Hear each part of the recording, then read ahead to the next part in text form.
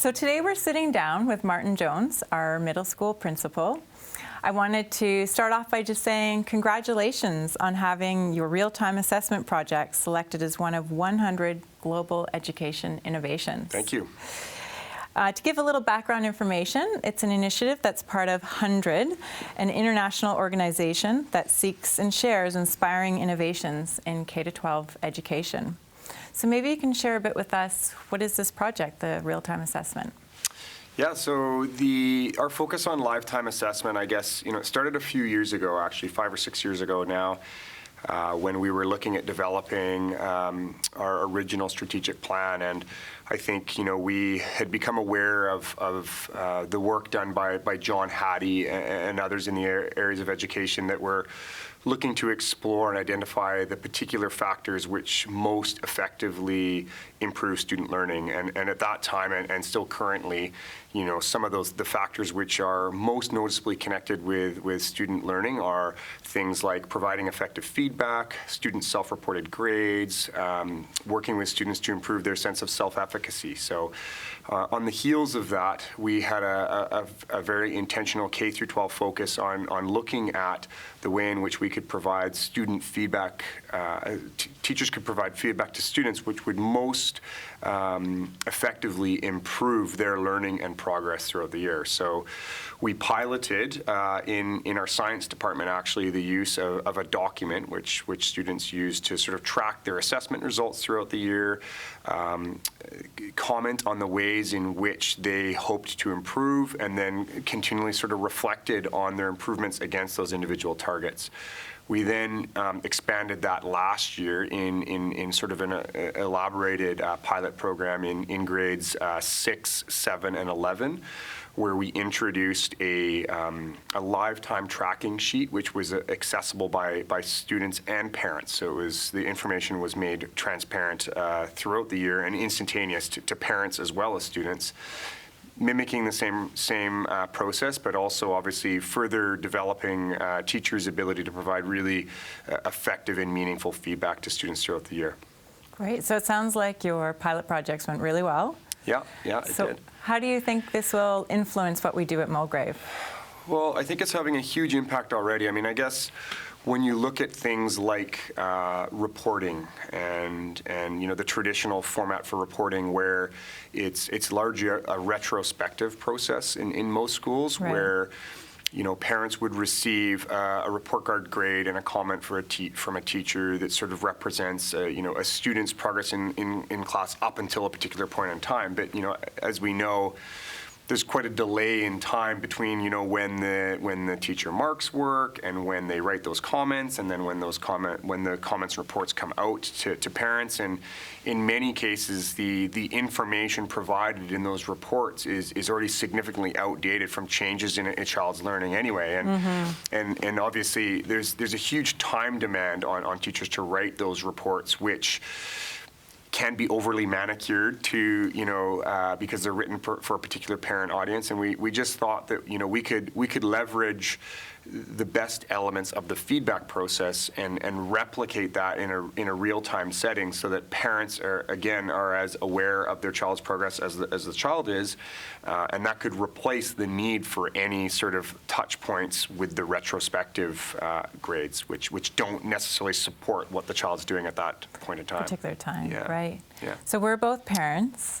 From our perspective as a parent, what should we be most excited about? I think there's a couple things. One, I think that as a parent, it's easy to, I think when you're reading reports, report card comments, traditional report card comments, misinterpret what the teacher is saying, or feel like there's so much jargon being used by the teacher that you maybe don't understand the specific elements of a child's learning that you as a parent might want to sort of follow up with or support at home or have more conversations with. So I think removing the jargon, I think, is really helpful, and because what we're focusing on in the lifetime assessment piece is what you're seeing is the teacher's comments directed to the student. So those comments are in student-friendly language, which also means that it's in parent-friendly language because, the parents can understand exactly, what's being suggested and commented upon, and it relates to a particular task as well. So I think for parents, it's easier to understand that.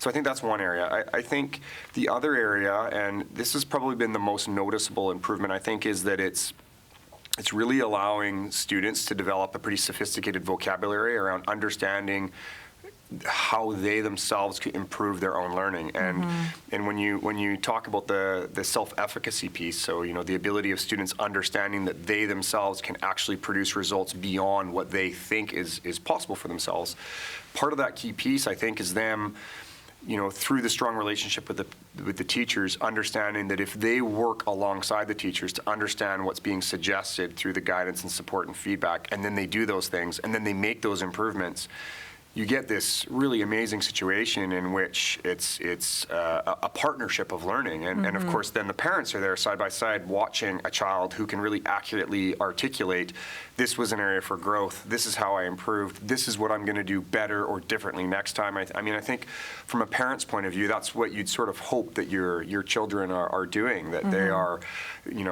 confident, articulate students who understand themselves as learners and as well how they can improve. And, I think for parents to be able to sort of sit back and watch that happen, I think is pretty inspiring. I think it's what we'd hope for all of our children. Yeah. It sounds like a great life skill. Yes, exactly. Yeah. Well, congratulations again.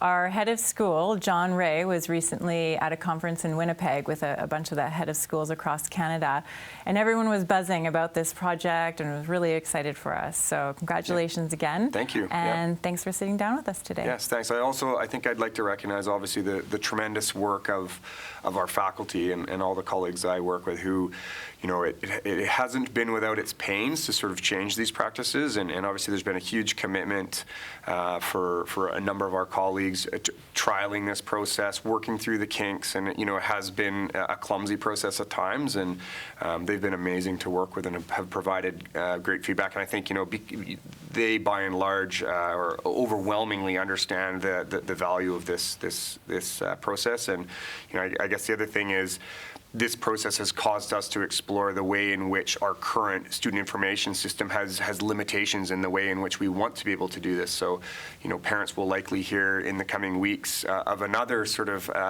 initiative we've taken on, and that is the implementation of a more updated 21st century learning management system, which we're using with students and shortly with parents, that provides a much more visually appealing way for parents to access and see this information in real time. So we're really excited about that. But again, it's been there's a learning curve involved, and we hope that parents will be really supportive as we work out the kinks for that as well. Great. Well, we're all excited. So thank you. Thanks.